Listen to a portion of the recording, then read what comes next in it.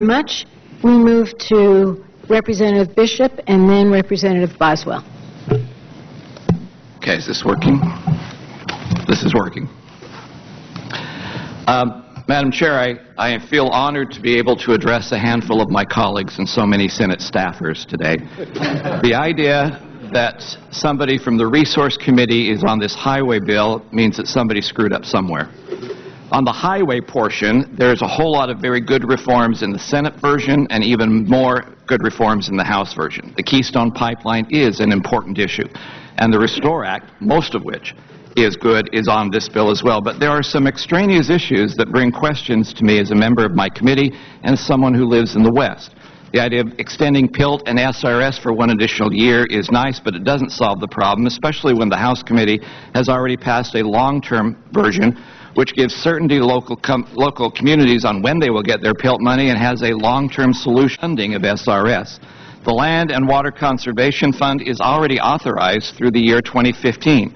That means its current authorization is longer than the authorization of this base bill.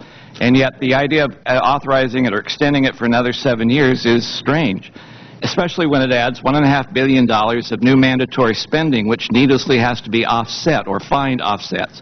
That's $700 million a year in mandatory spending, which is almost double what this program has been appropriated for each of the last 5 years, and is $250 million more than the President requested for the fund.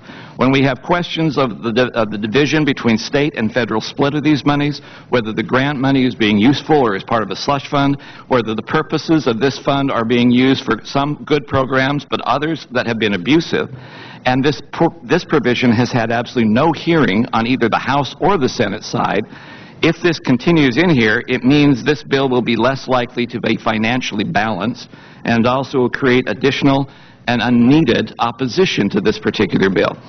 So once again, I say, from somebody from the West, and especially from this committee, looking at these particular provisions, I find them at least strange. But I look forward to working with at least most of my members in here to finding a solution for a long-term